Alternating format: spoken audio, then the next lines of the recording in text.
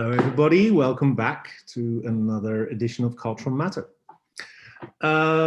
This is season 2. In the meantime, we have arrived at our 5th edition. Prior to this season, we showed work of Jonas Lund, Jody, Martina Nedam, Raphael Roosendaal, and now Amalia Ulman.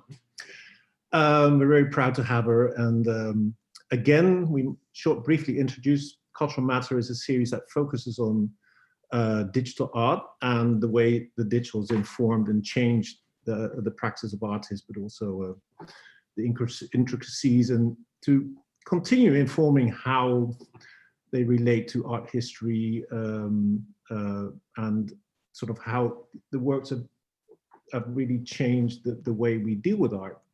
The artists we show generally have created pivotal works of art, so we want to talk to them about the specifics of their practice and how it works with in general the work they make.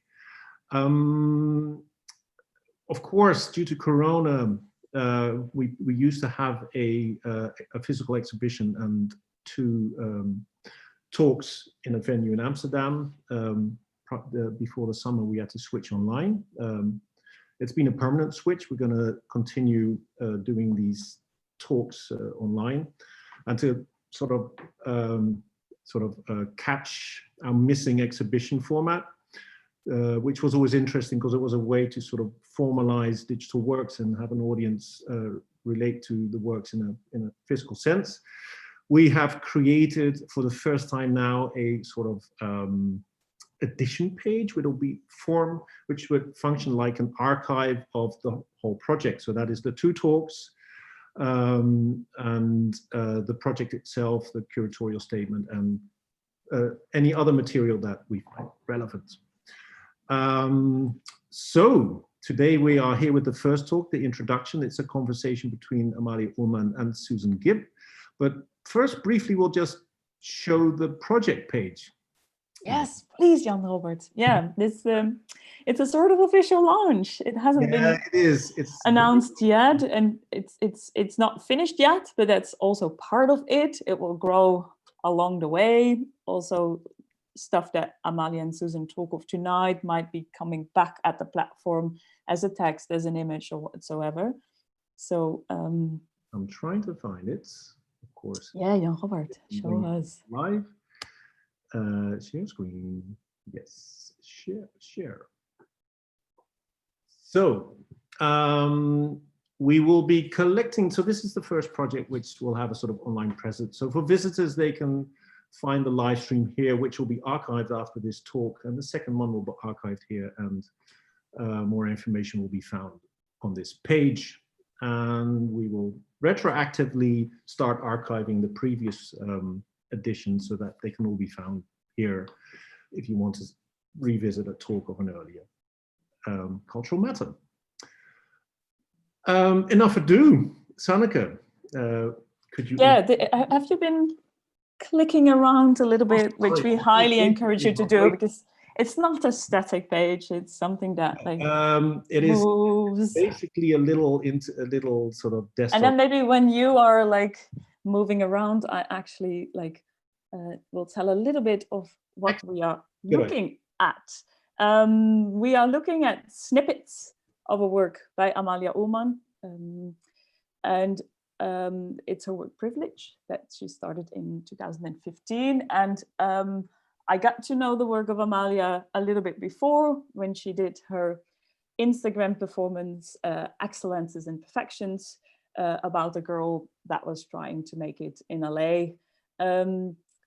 Yeah, very, very avant-garde at the time. We hadn't seen much Instagram performances. It was confusing because she was so much also fitting in the Instagram culture, but that didn't make the critique even more like, or that made the critique even more like vicious, so to say. And I think she just stopped, like it culminated in a fake breast, how do you say that? Augmentation. Yeah, thank you. Or a boob job. Just a boob job, yeah, but I started with the breast, so I thought I have to give it the proper words until the end, but thanks for that.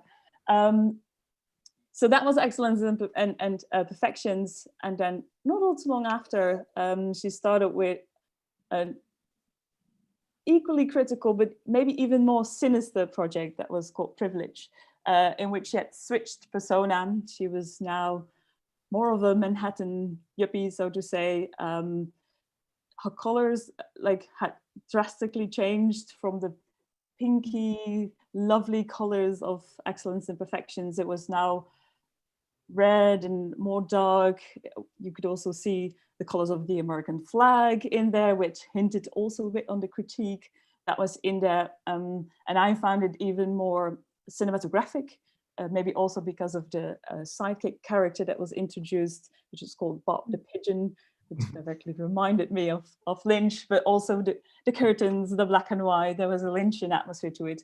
And yeah, it also spread it amongst more channels. It was really taking all the social media channels, but also was more directly taking place in the physical spaces. And there's a beautiful documentation project page of everything that revolves around this project online, which I would also highly encourage you to check out.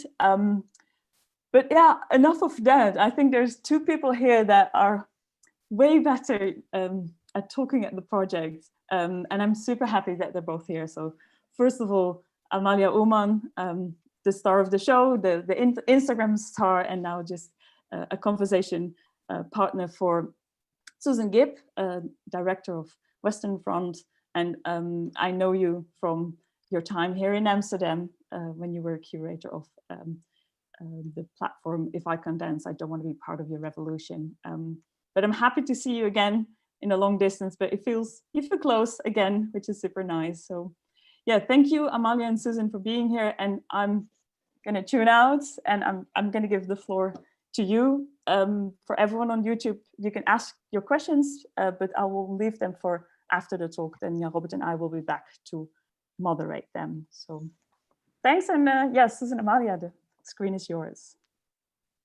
Great, thank you. Thank you. So, Amalia, I thought that I would just start with, I was sort of interested to know what the genesis of the work Privilege was. Because I mean, I feel like it's such a wide-ranging project that sort of begins in an Instagram performance, infiltrates various other media sources, becomes installation. But I was interested to know, what was the initial idea that sort of sparked the work?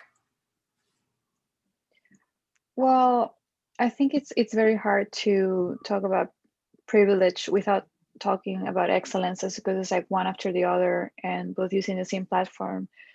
But the only reason Privilege used Instagram again was to finally, the way I explained it before is that I sort of groomed an audience by doing excellences, because it was something that it was very easy to understand and follow in terms of aesthetics and structure. It's like a very simple form. It has 3 episodes. It uses aesthetics that people could understand very easily and attribute meaning very easily to them, without me having to point them too much in any direction.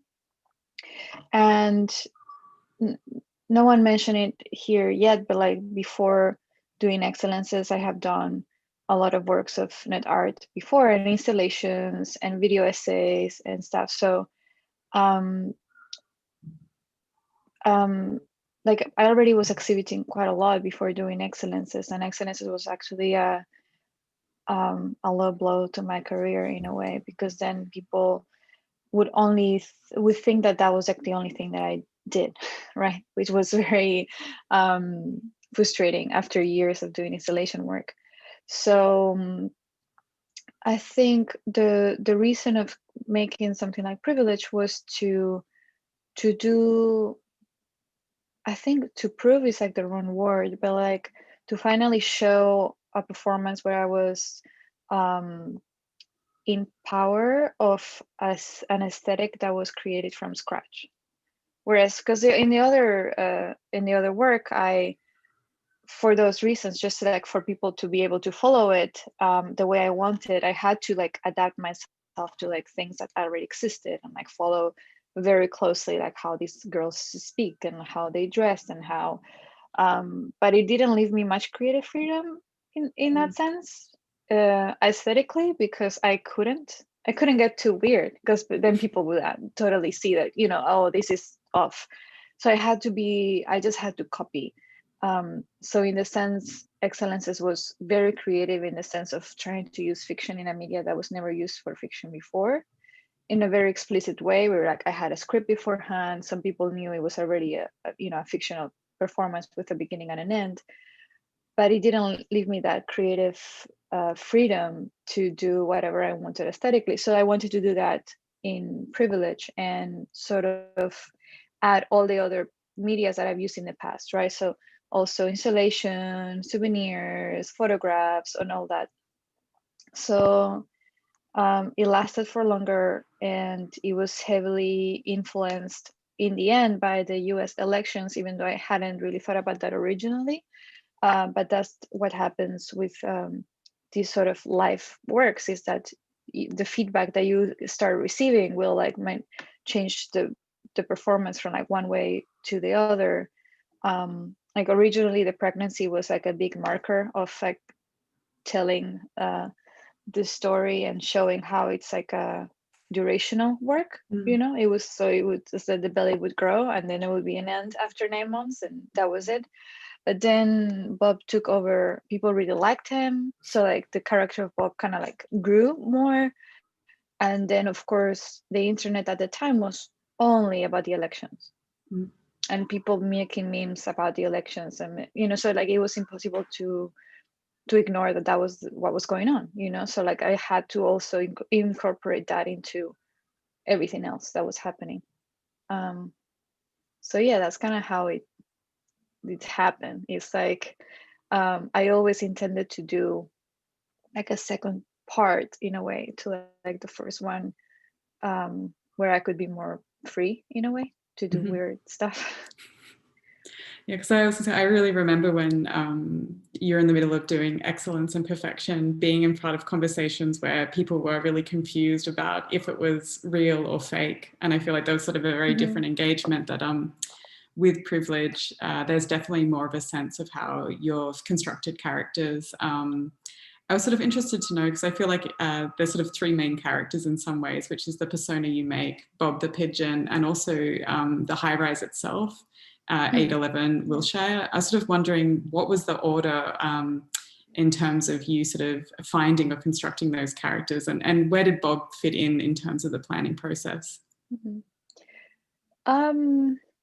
So the office was probably the first thing, because I was in Los Angeles at the time, and the way I work, I don't like big spaces that I have to share with other people that do sculpture or whatever. Like I don't work like that. So that wasn't working out for me when I tried to do that with some friends. And so I was just looking for, I don't know, I was on some websites, and then like offices came up, and I was like, oh, well, I love working at airports and cafes and hotel lobbies. And so I was like, well, maybe this is it, The thing about LA is that downtown LA is all fake.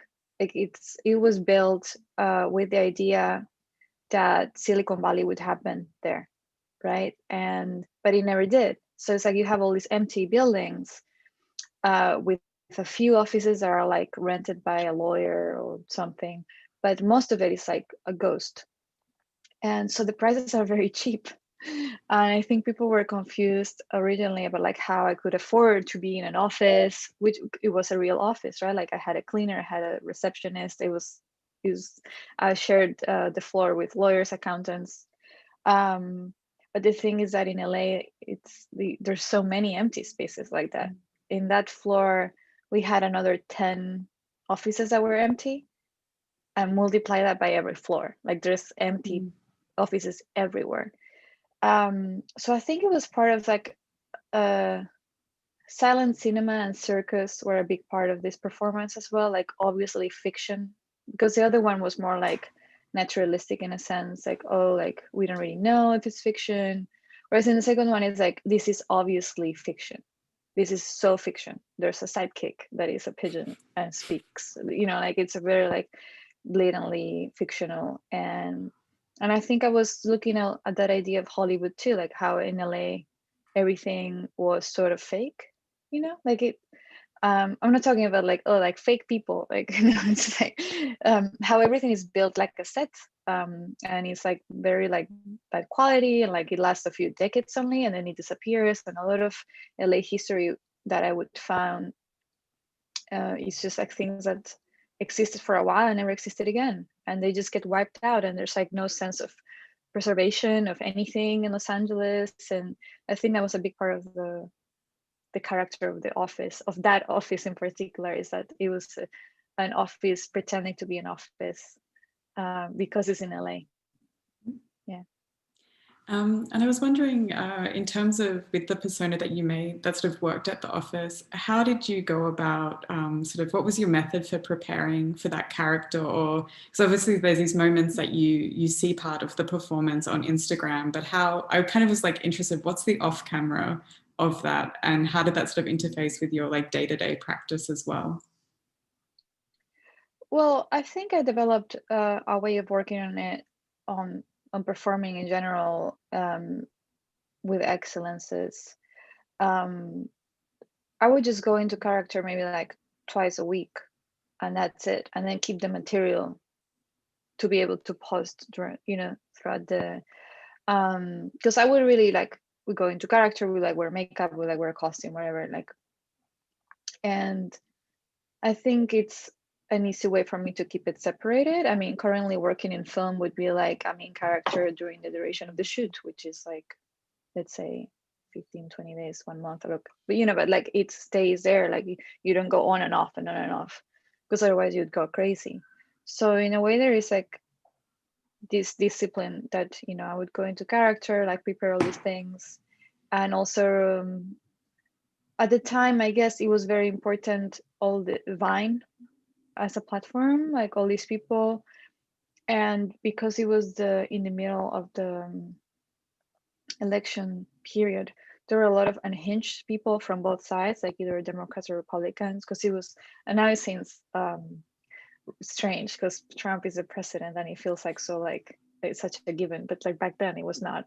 And you had all these crazy characters like Trump supporters, but also Hillary supporters, and everyone was a very unhinged, and the people were recording all these videos, and like we were very like so I think a lot of material from that was what I took as an inspiration for the character. Like this like French character that like works at an office and has this like strange presence online. And but yeah, I think that was like what was feeding that character then. And I was also interested to ask a little bit about duration, because it feeds so much, I think, into what these works are, both how they appear online and how then they reoccur through installation. So I wanted to know, what's the importance of duration to you in your practice as a sort of methodology? I think it's about, because of the way I work, in a way, is it's narrative, and I guess I take a lot of inspiration from films and books, and there's always like a closure. So I think, I mean, that's like a personal choice, but I think that's my difference between being eccentric or like working on one specific character for one specific story, and then being able to close that book and be like, okay, now I'm working on this other thing. So yeah, the duration part of it, I think it's important for me to be able to end it. And I guess, as I said, like the ending was supposed to be like the 9-month mark, but like I think it was 3 months short of the election, and I couldn't, like, it had to end at that point because everyone was expecting to get there, you know. So I was supposed to end much sooner, but it didn't seem like a good idea because everyone was so on the verge, you know, like no one, it was not a good time for closure. So I waited till that moment. But yeah, I don't know, I guess that's what's important for me, is to be able to close the chapter and move on to be able to work from another thing with all my attention. And then with the sort of exhibitions and sort of further performances, such as the lecture agenda that came after the online performance. So how did they sort of develop in relationship to sort of the original period of what the work was? Yeah, so with the PowerPoint presentations, video essays, all that, I mean, I started doing that in 2012 to do these sort of PowerPoint video essays. And that was an attempt to be in charge of my words through a script when asked to do artist talk at the beginning. I mean, my English was much worse then, and I'm autistic. So I guess like at the very beginning, it was like a very, I don't know, like it gave me comfort to be able to follow a script and like know like, oh, this is what I want to say, and I'll say this, and then if people have questions, we can do a Q&A afterwards, right? So that was like my way of making sure that I was in control of what I wanted to tell people. But then these PowerPoint kind of like took a whole other level because they became like sort of artworks in themselves, because they became so more complicated. Like it had like more animations, more images, more sound effects and stuff. So there's like a trilogy of video essays that I've made on that style. And then like after Excellences, I give a talk at the ICA with the same format. And then after Privilege, I also did Agenda, which is what I would do when invited to universities and things like that. And it's about privilege. And now there's a new one that got commissioned by Tate Modern, Sordid Scandal, about the making of my feature film. So it's like a way for me to talk about not the work itself, which I think is like kind of obvious, and I don't like having to interpret works for other people, but sort of giving the background of what was happening during that process of making something. Yeah.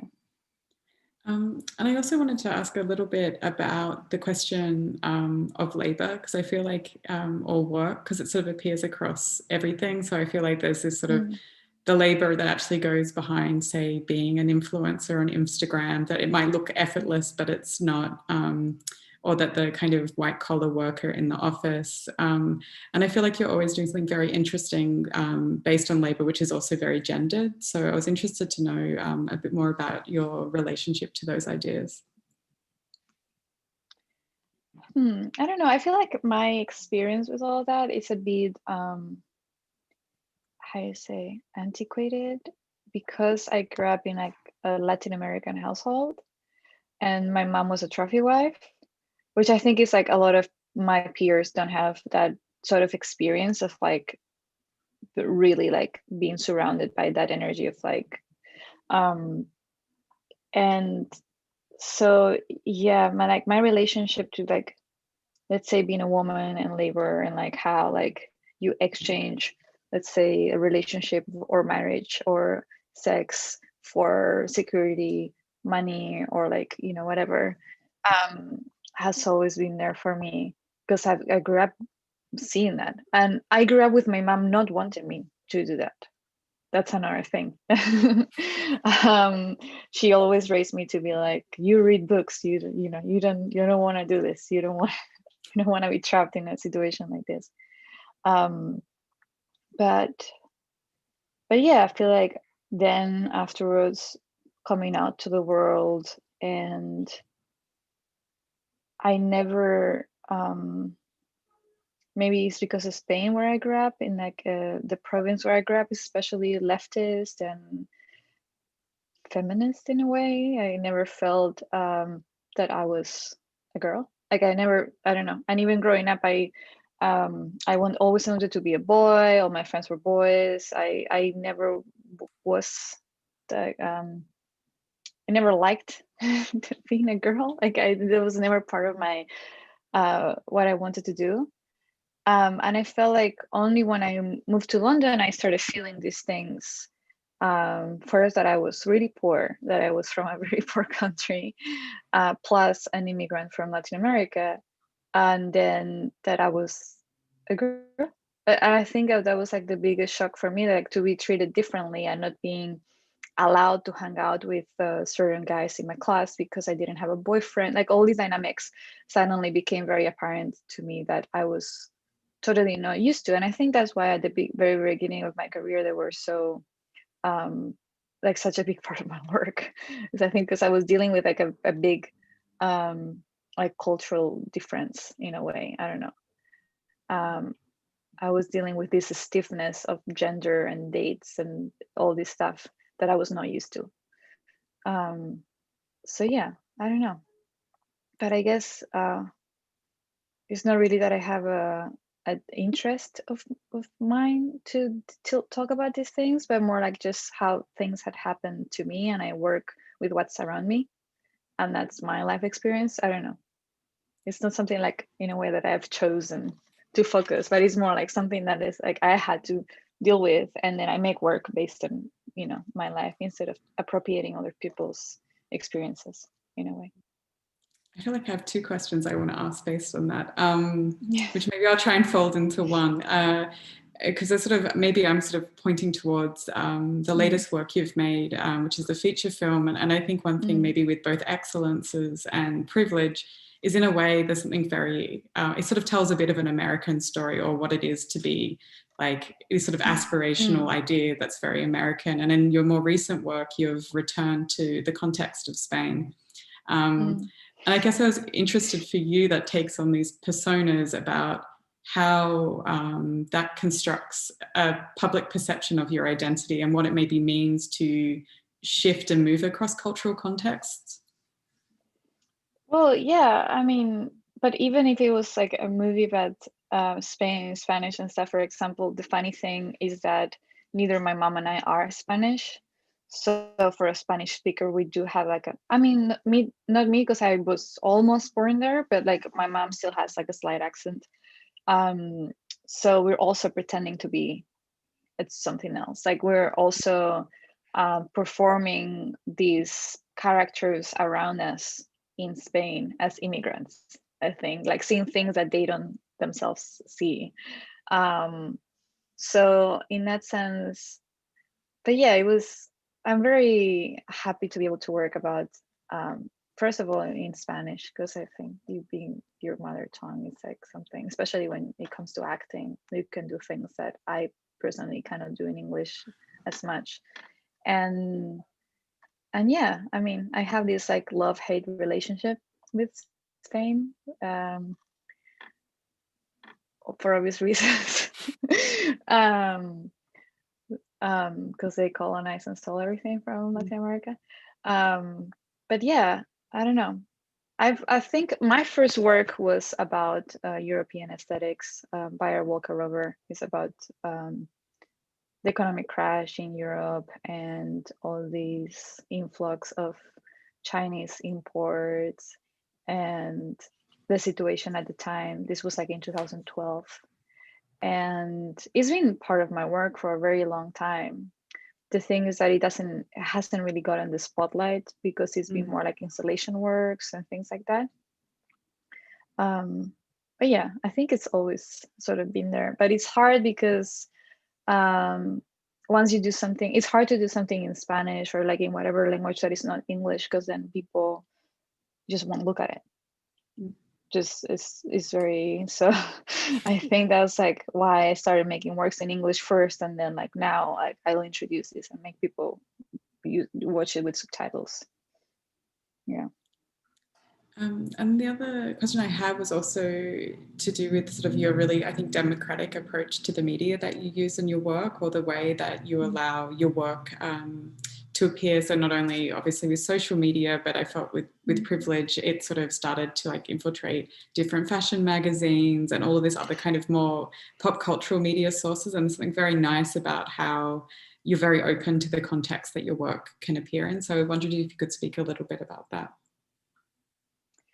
Well, yeah, I feel like, again, because of my background, I can't be too snob. I mean, it would be ridiculous if I was too snobbish about like all these things, because I grew up learning a lot of things through women's fashion magazines, right? That I would read in bed with my mom every month.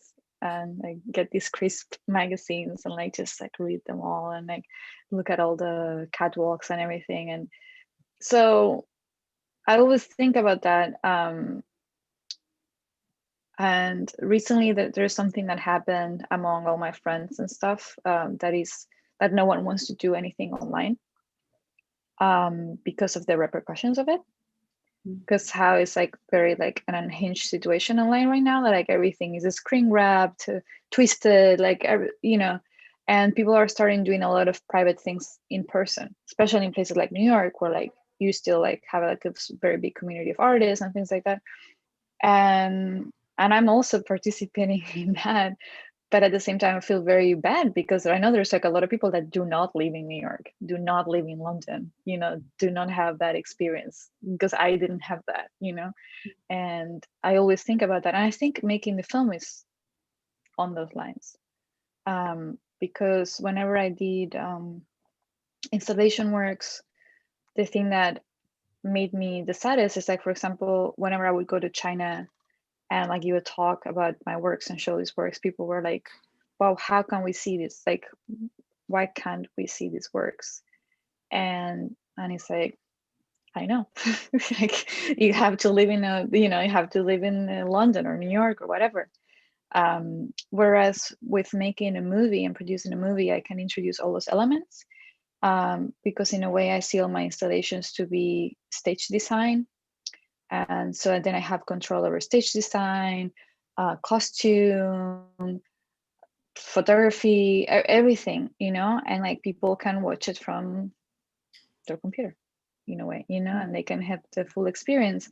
And not only that, like I also have a disability, and and I've been in hospital, and for me, comedy and film and books and things like that have always been the life-saving media that made me feel sort of included, even when I was like totally excluded in a situation like that. So I think that's a big part of me trying to do these things. Yeah, like the democratic approach is very intentional, I think. I was also interested to ask about the audience with privileges and the work online. I mean, this way that the audience really becomes part of the work, so that they can comment. And one thing when I was going through the archive, it was really interesting to see how you did sort of engage people in the work. So yeah, I was interested to know in this relationship about how the audience is both at once sort of a spectator and also a subject of the work in a way. And it'd be interesting to like hear how that has changed a little bit more over time, because I feel like now it was actually interesting to look back at privilege, considering we're heading into another presidential election, and thinking that privileges was kind of before this whole like post-truth, post-fact moment. And I feel like so much has changed, or even now I'm like, the relationship between what's happened with the US election and TikTok. So yeah, I'd be curious to hear more about how you sort of understand that work and the relationship of audience across that period of time. Well, I've never, I try not to interact too much with the audience because I just find it exhausting. I'm not a very like, I'm not that kind of person. So like it really takes a toll on me to talk to everyone. But I would try to like stay in character in Excellences, for example. I remember these with this photo where I'm like, I love reading. I just read The Catcher in the Rye, or I don't know, something like that. And then these guys were like, oh, if you love The Catcher in the Rye, you should read this, I don't know, Infinite Jest. I don't know, it's like the like most obvious conversation ever. And I just kind of played down for it. I was like, oh my God, really? Like, oh, I was like, yeah, tell me. Tell me what to read. Tell me what, and it was like fun to stay in character for things like that. And then during privilege, I tried not to engage too much, just to like, because people, I think every time you say something, it's like an anchor, that like gives it meaning in one way or the other, right? And I feel like I rather just use an image and maybe a line of text, and then people would just create it like in their minds, like what they wanted to do. whereas as soon as like someone asks someone in the comments and then you answer, then like it starts making sense, and then like you lose that. But definitely people were a big part of the narrative in Excellences because of the bullying, especially bullying done by people in the art world that then deleted their messages. I mean, we still have them in the book. And I think the archive still has some of them, but like we definitely have like the original comments in the book. And I think that was like a very big part of it. It's like the people that were really vicious and really, like that elevated the story a lot because people were so upset or just so upset about the book job and things like that, and that was, yeah, that really added to the story. I guess like maybe I'll just ask a little, just for fun, a bit about Bob. So how did Bob come into the narrative of privilege, and where is Bob now? Oh, that's a good question for Bob. So I think I've said this many times, the way I try to do things is to constantly be manipulating my own gaze. So I never really make works about things I like, because I think that would be easy. And also, what do I like? I feel like has been informed by so many different, like what I liked before leaving Spain as a teenager. It's very different from like what I learned once I moved out and went to London, once I like this happened to me or this other thing happened to me, or like I met people from other continents and like became aware of like the propaganda of my own country against my own, like there's like so many different ways of seeing things, and especially when it comes to beauty standards or like what's cool, what's not cool, like all this stuff. So I always choose things that are like hard to manage for me personally first, things that I find maybe sort of gross originally, and then try to fall in love with them. So Bob, I needed a sidekick for the performance, and obviously I'm in an urban setting, it's like an office, it's a city at night. Rat is the go-to. But rats are mammals. Rats are kind of cute. You have Ratatouille, you have Mickey Mouse. It's like a very easy thing to make cute, a rat.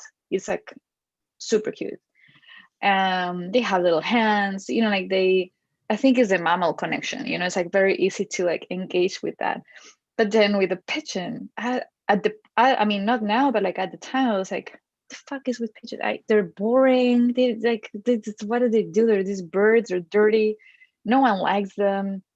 They're just so bland. So the office was also bland. Like all these things that I worked in the past were bland, and I was trying to like make them interesting in a way, like waiting rooms, all these things. So Bob was kind of like that. And I actually purchased him at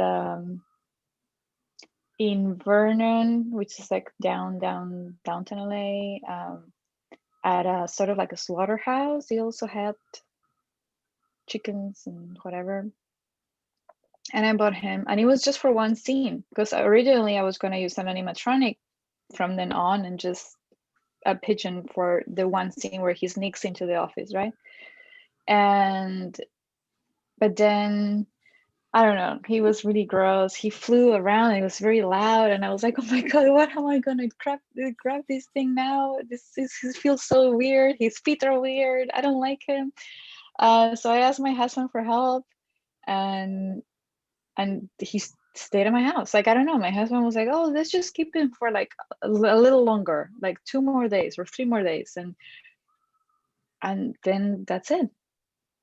Then he just was in my apartment for like a whole year, and he would just go on his perch, and sometimes if I was sang to him, like he would just walk around doing like and then this thing happened where like he had a personality, and I fell in love with it. Like I was like, this is an animal with his own set of quirks and this personality, and like his routine, and like we like and then it became this whole other thing. He was just not a prop for one scene, but like he became a character. And then we moved to another another house, and he would just fly around, go up the stairs step by step, like a little, and he was part of a family then. And then we built, my husband built a house that hung from our window with 2 doors, one to inside, one to outside. And one day he left. And he never came back. And who knows, I mean, but it was like after 2 years, like 2 whole years have passed with him. But yeah, my experiment in a way worked out. Like something that for me was so, I don't want to touch that thing, he's weird. And then just like holding him, knowing how, like bathing him, knowing him, understanding his noises, you know, I don't know. And because there's the really great video about Bob himself told from Bob's perspective. When did the idea for that come to mind?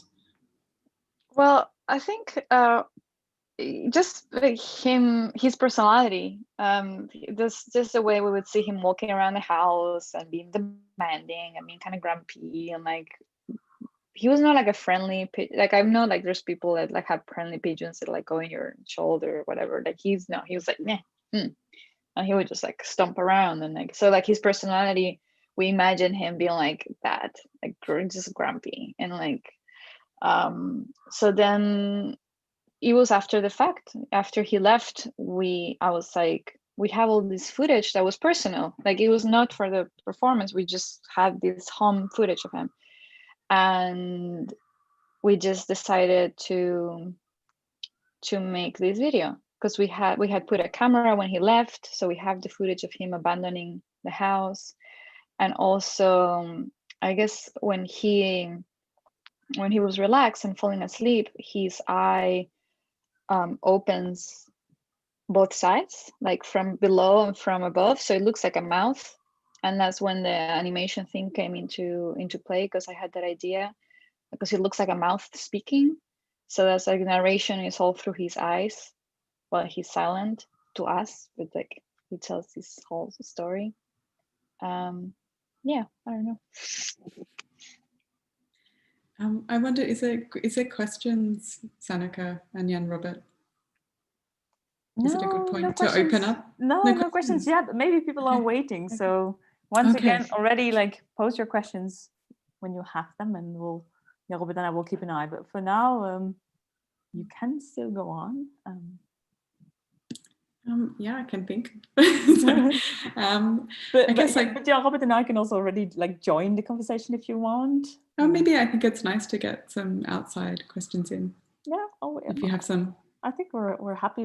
It was fantastic to listen to you. So we have to switch to active mode then. And already thanks for the conversation, because it was really nice. And yeah, I think more from the cultural matter perspective, I do want to look a bit into what is online and how that evolved, and how the webpage came about, because that's also what intrigued me so much, is that first there was the work on Instagram that is not on Instagram anymore, so that's already a choice. It's archived. It's not erased, it's just archived. Yeah. No, but for excellences and perfections, for instance, it's still the I mean it's archived feed on Instagram. You can do that without deleting, so it's not gone, it's just retrieved. I was about to say, for our eyes, it's yeah, gone. Yeah. But you didn't do that the same for excellences and perfections, which is still a feed we can visit. So but that was not my main reason. I was more like slightly disappointed to not be able to scroll through it anymore. But more like the project page, so to say, also has photos of installations, articles on it. Like, is that something that is also now fixed, or is that something that can still evolve as a documentation? I think it's fixed. Okay. Yeah, because it was like a long time. Like it finally derated from 2015 to 2000, maybe even 18 or 19 or something, because of, I think the last thing that happened was maybe the book that was published in China that was about that work, and little things that came out of it. But yeah, that's close. But for anyone that wants to see the Instagram original performance of privilege, it's actually on my website. If you go on the left-hand side, it says Privilege Archive, and that's the archive with the tool that the new museum developed to also archive excellences. So you can see it in the original form, like, and scroll through and like all that. Okay. But yeah, that was like, I think I was struggling trying to show, because it was such a wide, diverse group of works, even though everything was part of the same thing, and you see is cohesive, like the cartoons, like the Bob the Pigeon, the office, all that stuff has the same color scheme, it has like the same, you know, it all fits together. But while it was happening, it was very hard to see it because people didn't have that perspective or that like distance from it. So like the website was like an attempt to be like, all of this is part of the same thing, and that's why it has a website of its own that is separate from all the other works, because it's all part of the same work or part of the same world. But yeah, it was like a very epic archival work to do. Yeah. I think that's why I ended up making a movie, because it was better to put Also, that amount of work into one whole thing.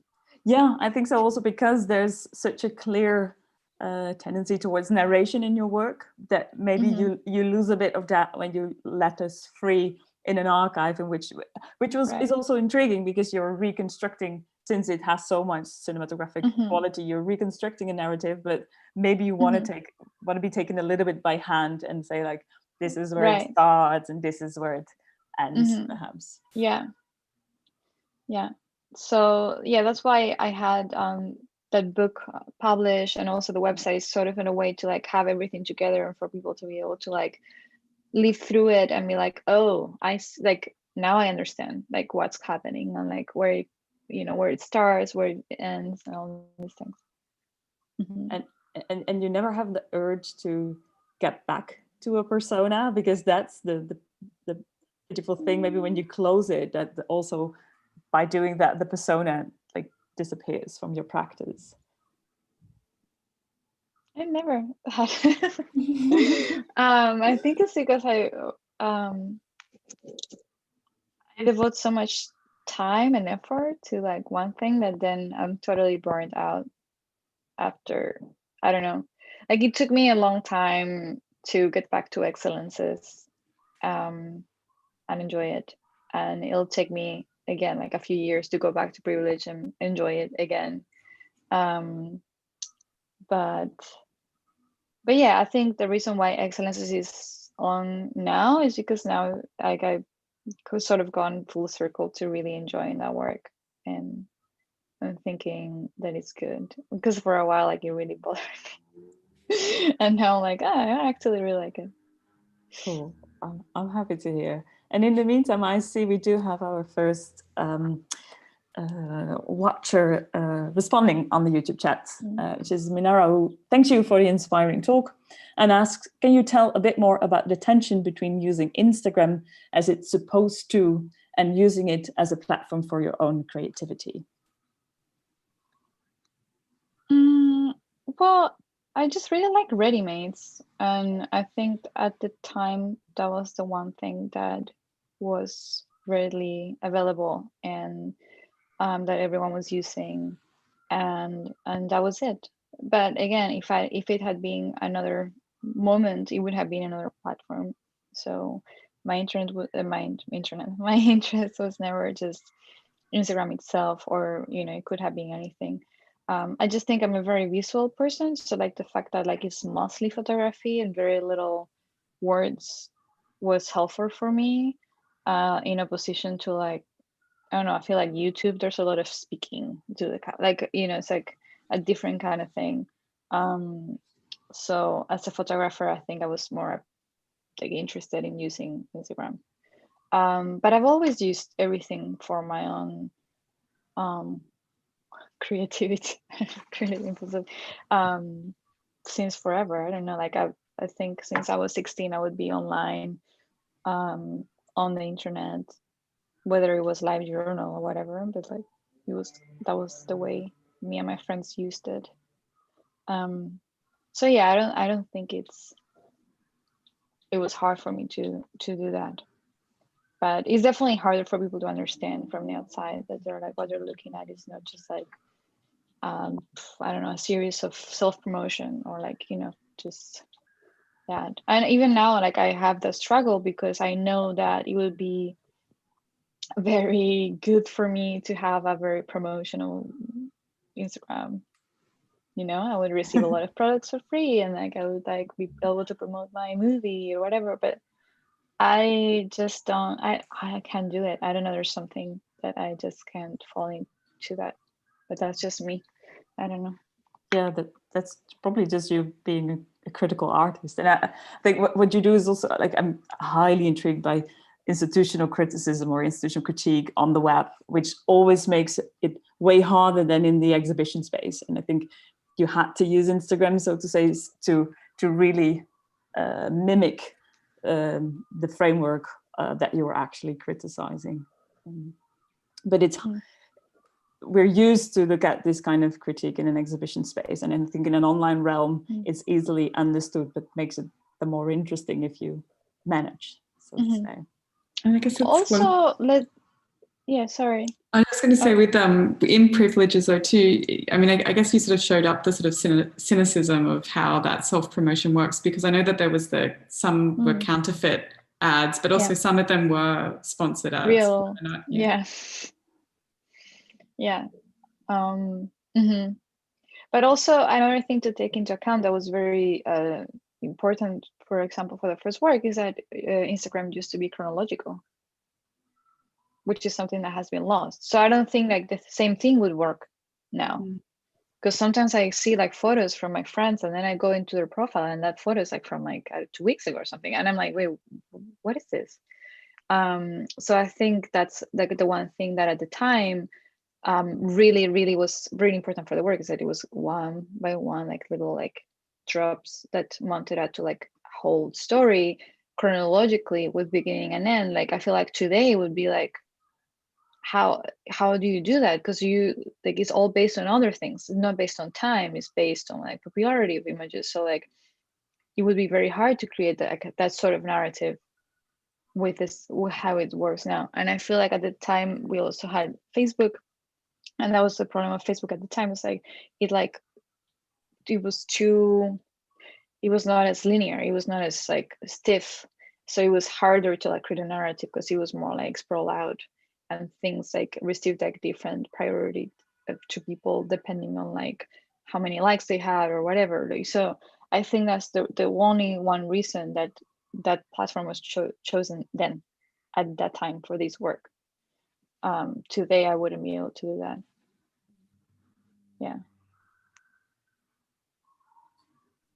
Well, I'll jump in as well. Really nice to hear you talking about your work. Super good. Something I'm fascinated by is your stylistic sort of.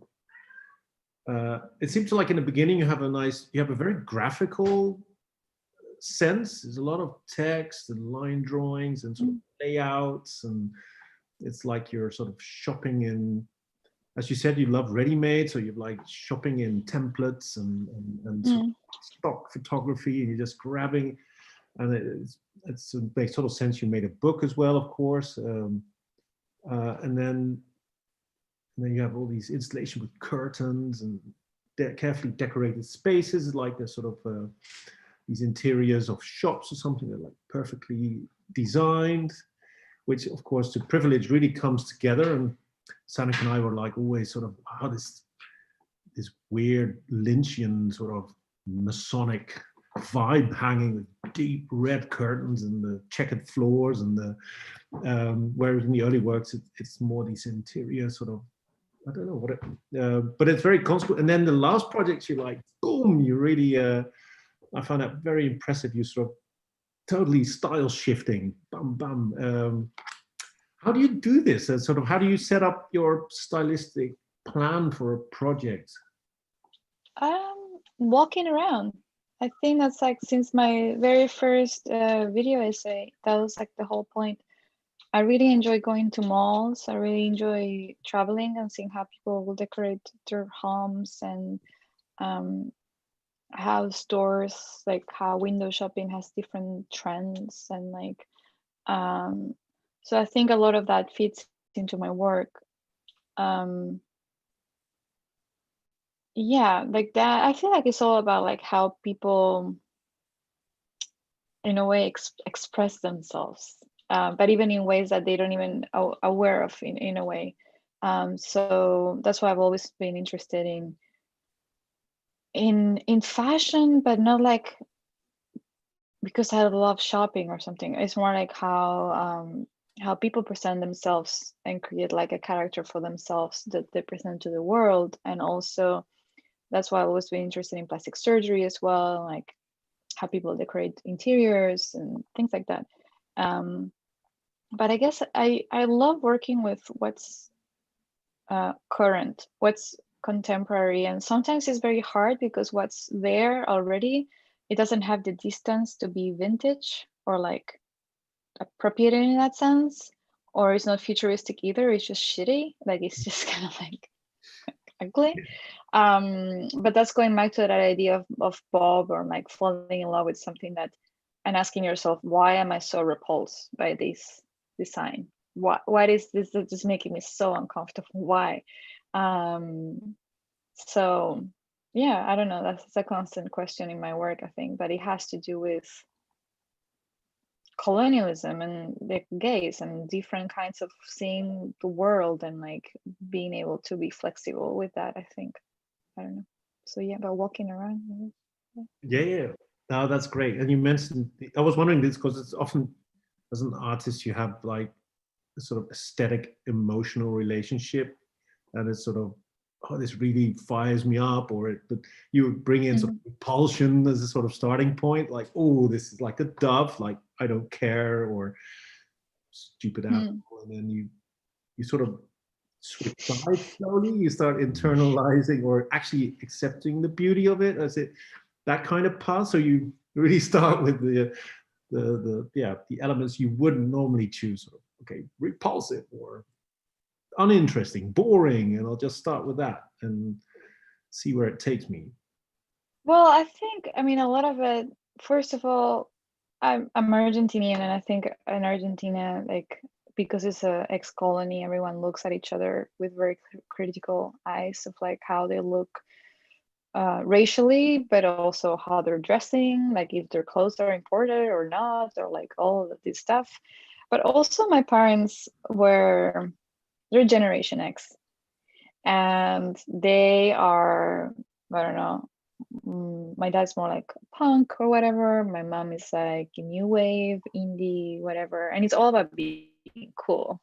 And like, and I think I like always grew up being very critical of like these like stiff ideas of what's cool, and that's lame, but this is cool. Like those are the wrong shoes to be cool, or to, and like all these things. And I feel like maybe that informs my work a lot. The city where I grew up still has fights between mods and rockers and things like that. People fighting over like the wrong parka, like like, and so I feel like being surrounded by that growing up, I was very critical. It's like, why are you care so much about like the cut of these jeans, that like so I think like my work has always tried like to like ask those questions. Yeah, I don't know. No, totally. Yeah, no, it does make sense also because you see this, you saw it a lot also maybe with sort of later internet generation, sort of maybe post-internet, but sort of what is it, democracy of aesthetics, sort of just, okay, everything's equal. We can just sort of, that really cool thing and this crappy thing that it's all aesthetics or something, some flattening. But no, it's great how you, as you said, it's more than that. It's also stuff that really intrigues you on a different level, and then you make something out of it by investing a lot of energy and time with it. And also the construction of the whole thing, and it's really nice. Great. Yeah, and what I like, sorry to interrupt, is that you then don't deliberately choose uncool places, but often also places with a sort of non-aesthetic, like even the background you're currently having or the hotel room. So there's also this criticism in uniformity. So there's also, it might be also praising cool things actually, but also you make them cool. So there's a lot of paradoxes in the way you deal with aesthetics. I think I'm very interested in like the idea of the invisible, or like the normal or the neutral, or like, because who is in charge of deciding what's neutral, right? So for me, going back to colonial aesthetics is like, well, is neutral what's white and Western, and everything else is either feminine, ethnic, whatever, you know, like so like I'm very interested in how these places of power, being like courthouses, hospitals, or whatever, like they have a specific aesthetic of legitimacy and seriousness, and like they have to look this way to be taken seriously. The same place could have the walls painted in a different color and be still as clean or whatever, but like it doesn't feel that way, you know, like it would be infantile, or it will be feminine, or it will be whatever. So I've always been very interested in those ideas. And then again, going back to normal spaces, I grew up in like a house with like Betty Page posters and leopard print and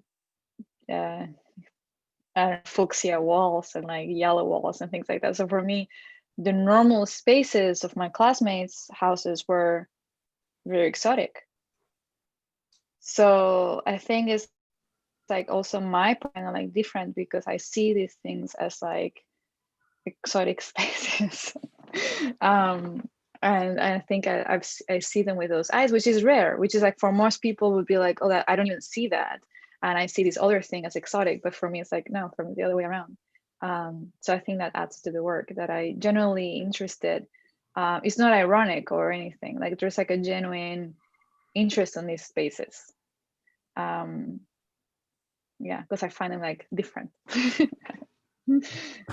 Yeah, I once also read the analogy, which might be a bit far-fetched, but with Robert Smithson's non-sites, so that you also pick sort of the non-sites, and also because there's then the coming back to the online realm, which is always a sort of documentation of the non-site where there's the site. I don't know if you see this analogy as well. Well, I don't know that.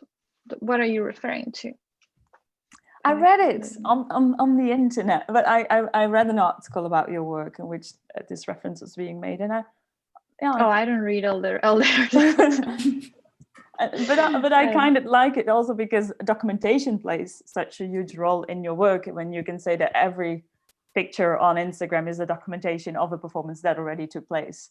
Even in a grander narrative, they represent another performance consisting of all the images that were documentation. But yeah, I like this idea of the non-site, that also, yeah, these hotel rooms and airports are the places nowadays in which you can be completely unaware of where on the world you actually are, because it's so designed to make you look like you're on an airport that you don't know where you actually are.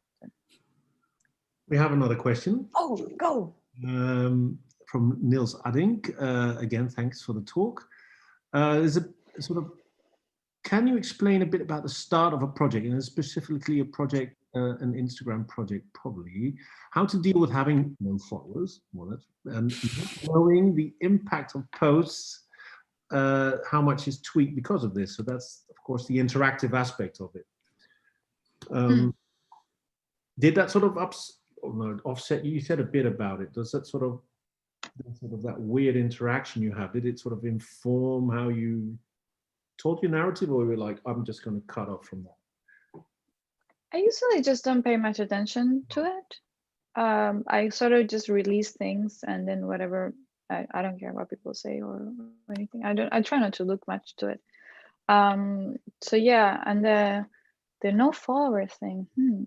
Well, everybody wants I don't know, like I feel like also, so when I started doing my stuff, I don't know, I guess it's worth mentioning that like both works were very reactionary. Like the first work was reactionary to the men giving me too much attention for fitting their stereotype of the brunette who reads books and is artsy, you know, because that's so originally like what was on my Instagram. I mean, I wasn't posting a lot, but like I was definitely getting a lot of attention from older, very well-known intellectuals, people, I don't know. And I was kind of disgusted by it, and only maybe disgusted to myself for being so much that stereotype. I was like, ugh, I hate them, like these brunette who reads books, and like, you know, like, and so let's see if I turn it upside down with this new character and see how it works. And that's how Excellence and Perfection's character sort of came into play, right? But I was already working with, like, it wasn't like a clean slate. It was like, I'm working with this audience, this very specific audience that wants to see this very specific girl, and sort of loosely like take into the tangent where like this girl is suddenly blonde and getting a boob job and like wearing pink, and these men getting very upset and being like, go, but what happened to you? Go back to like your whatever. And then privilege happened as in a reactionary way to Excellence and Perfections.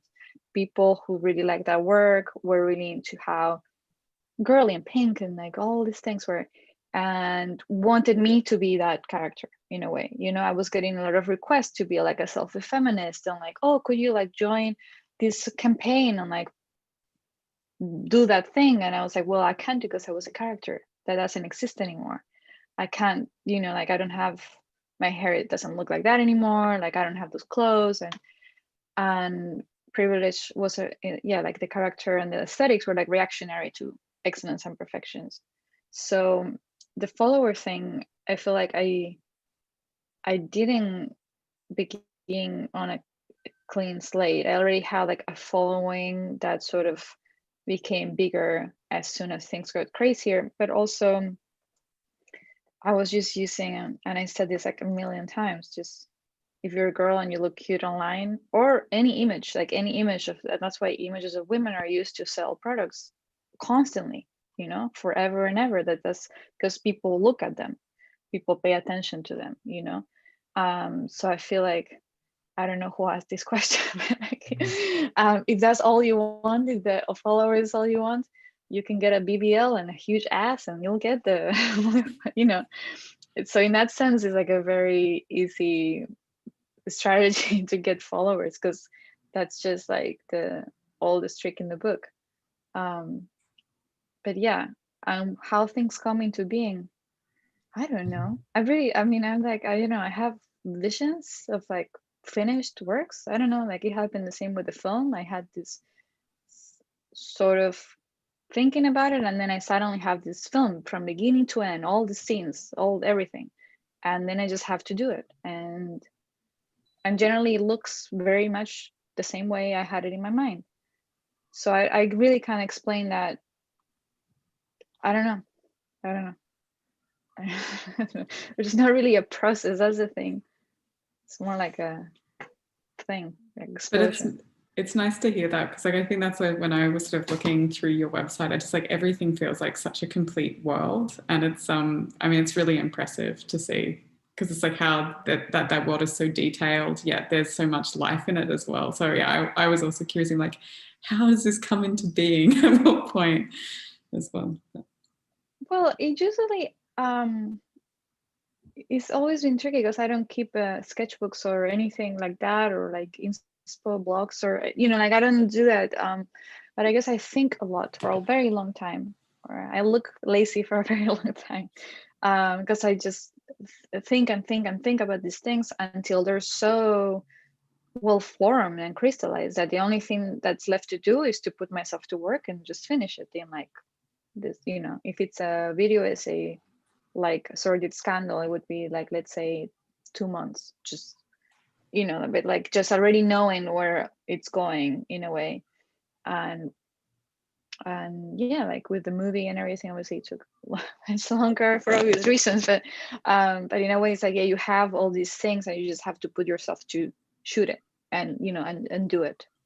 I've never been like a very like either or spontaneous or a cumulative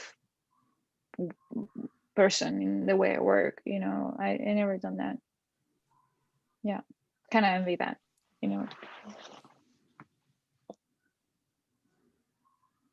Sanneke, might we have ended? Have reached an end. It's been an impressive talk, and I'm really still spinning around, and so nice to have an in-depth view of what you've been making after diving through your project pages and hear from the artist herself.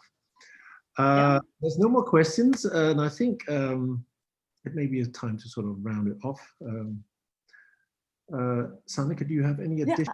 No, I think so too. I was about to share the edition page in the chat, which I just did, because I would encourage you to browse around. And I think it's time to thank you so much, Susan and Amalia, and also thank you so much, Susan, and everyone else that put this together. Yeah, and also to invite everyone back for next week's edition, because Amalia will be back, and she will be talking to João Lia, the chief curator of Huisman based in Helsinki. And I'm super excited. Like João is very knowledgeable in the realm of film theories, social studies, contemporary art. So I think there will be loads and loads to talk about again. So next week at 8 sharp, we'll be back. And that's it for now. A big thank you for everyone at home, and mostly to our speakers and to Jan Robert for being here. And see you all soon. Okay, take care. Thank you. Bye-bye. Bye.